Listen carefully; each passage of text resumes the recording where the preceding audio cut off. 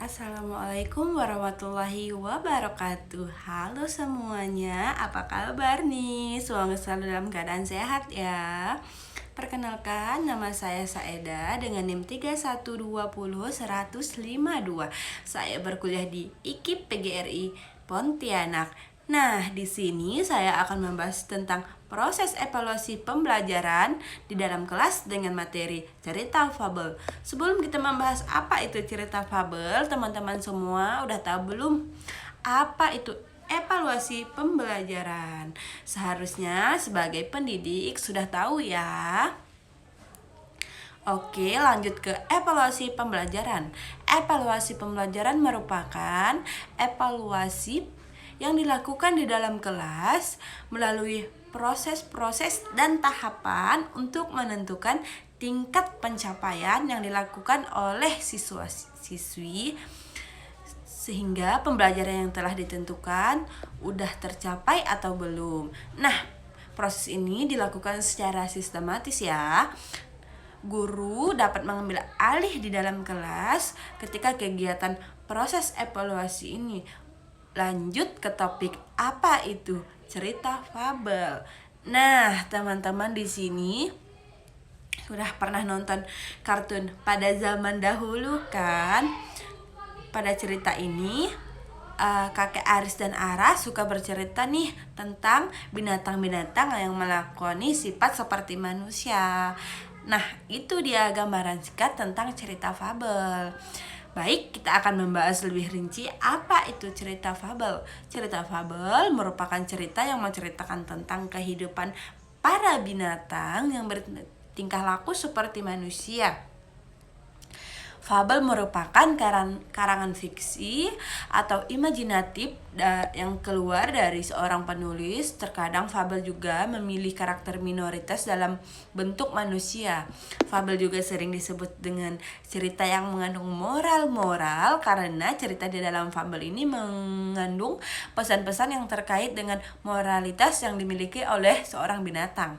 Nah, pada karakter dalam cerita fabel ini, semua binatang memiliki pengetahuan seperti manusia, mempunyai alasan, perilaku yang sama. Bahkan mereka juga bisa berbicara layaknya manusia. Kehidupan mereka di hutan juga seperti manusia, berteman, dan lain-lain. Nah, selanjutnya yaitu struktur yang ada pada cerita fabel memiliki 4 struktur utama. Yang pertama yaitu orientasi. Apa sih orientasi? Fabel merupakan cerita yang dimulai dari awal. Nah, pada paragraf pertama ini akan memperkenalkan tokoh-tokoh, cerita, latar, tempat, dan waktu. Kemudian pada cerita fabel ini memperkenalkan tema dan latar belakang yang diangkat dalam cerita fabel.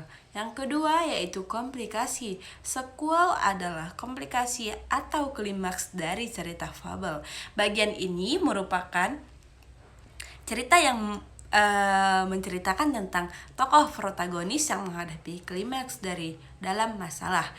Nah, masalah ini merupakan inti dari pembahasan dalam sebuah cerita fabel. Yang selanjutnya yaitu resolusi. Alegori resolusi merupakan bagian dari alegori yang menceritakan bagaimana sih menyelesaikan masalah dalam tokoh protagonis. Nah, biasanya dalam cerita fabel, tokoh utama yang menjelaskan cara dalam memecahkan masalah dengan unik dan kreatif. Nah, selanjutnya yang keempat yaitu koda. Apa sih struktur-struktur dari koda? Yang pertama, koda memiliki bagian-bagian cerita yang menjelaskan perubahan-perubahan dalam setiap tokohnya. Nah, pada bagian ini pesan moral yang disampaikan untuk para pembaca dan penonton sangat menarik. Bagaimana nih? Udah paham belum apa yang dimaksud dengan cerita fabel? Tenang, kita masih lanjut kok dengan materi yang selanjutnya yaitu ciri-ciri dari cerita fabel. Nah, sudah berjalan sejauh ini pasti teman-teman sudah mempunyai gambaran yang begitu banyak tentang cerita fabel. Cerita fabel memiliki 8 ciri-ciri. Yang pertama yaitu binatang sebagai tokoh utamanya. Yang kedua yaitu tokoh utama bertingkah laku seperti manusia, dapat berbicara dan dapat berpikir. Nah, selanjutnya yang ketiga yaitu menunjukkan penggambaran moral dan karakter manusia dengan tujuan mengkritik tentang kehidupan yang ada. Selanjutnya yaitu yang keempat, alur cerita dalam fabel tergolong sederhana. Yang kelima, karakter tokoh diuraikan secara terperinci. Yang keenam, gaya penceritaannya secara lisan diucapkan langsung dari tokoh-tokoh dalam cerita fabel. Yang ketujuh, pesan dan tema terkadang tertulis dalam cerita. Nah, menggunakan yang terakhir yaitu menggunakan kata-kata yang mudah dipahami.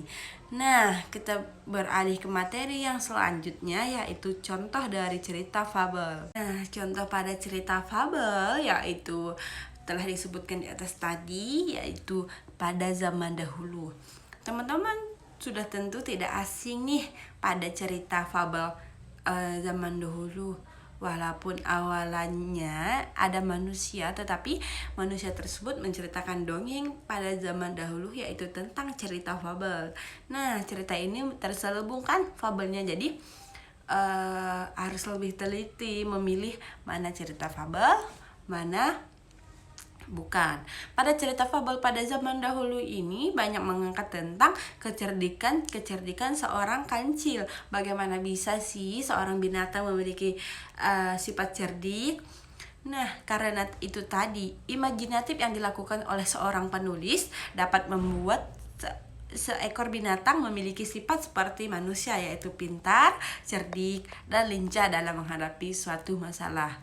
Tidak hanya itu, kancil juga terkenal dalam hutan memiliki kebijaksanaan dalam mengambil masalah. Tidak hanya kancil yang pintar, kancil juga dianggap sebagai pemecah masalah dengan baik dalam sebuah cerita. Nah, teman-teman semuanya sudah pada tahu kan cerita kancil dan buaya, yang mana kancil menggunakan badan buaya untuk menyeberang sungai. Karena tidak ada jembatan, kancil berpikir secara cerdik nih, bagaimana dia bisa lewat sungai tanpa harus basah dan berenang. Sedangkan di sungai itu ada buaya. Dia takut akan kemakan sama buaya, jadi dia memutar otaknya dan menggunakan kecerdikannya untuk melewati sungai tersebut. Dengan apa? Dengan cara membohongi buaya tersebut bahwa adanya undangan dari Raja Sulaiman dan dia diperintahkan untuk menghitung semua binatang. Padahal itu tidak benar. Itu merupakan trik dari kancil agar dapat melewati sungai itu dengan cara berjalan di atas badan buaya. Bagaimana nih teman-teman? Udah dapat gambaran belum tentang materi kita pada hari ini, yaitu tentang cerita fabel. Nah, selanjutnya seorang pendidik juga harus mengambil tindakan, yaitu melakukan tes pada hasil materi yang telah disampaikan di dalam kelas. Bagaimana sih tes yang seharusnya kita lakukan di dalam kelas? Sebelum memberikan kisi-kisi kepada peserta didik, seharusnya seorang pendidik mengecek kembali keadaan yang telah disampaikan pada materi yang awal. Nah, pada 3.15 siswa mampu mengidentifikasi informasi tentang cerita fabel yang ada di daerah setempatnya, sehingga dia mampu kembali mengungkapkan apa saja sih isi dari dalam cerita fabel tersebut. Nah, pada KD selanjutnya yaitu 4.15 yang mana siswa mampu menceritakan kembali isi-isi yang telah didengar dalam cerita fabel. Nah, isi-isi ini baik berupa tokoh, latar, watak, serta alur yang telah disampaikan.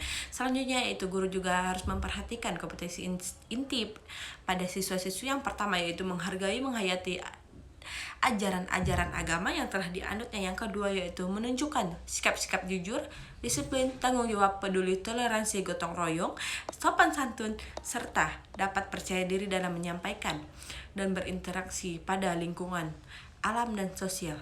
Nah, selanjutnya yaitu sebenarnya kisi-kisi tidak berpatokan pada apa yang saya sampaikan. Tetapi karena saya tadi menyampaikan materi itu, maka saya akan menyampaikan sebuah kisi-kisi karena saya juga menggunakan tes esai. Nah, kisi-kisi yang saya pilih yang pertama yaitu siswa dapat menentukan tokoh-tokoh yang ada pada cerita fabel. Yang kedua yaitu siswa mampu menentukan struktur dalam cerita fabel.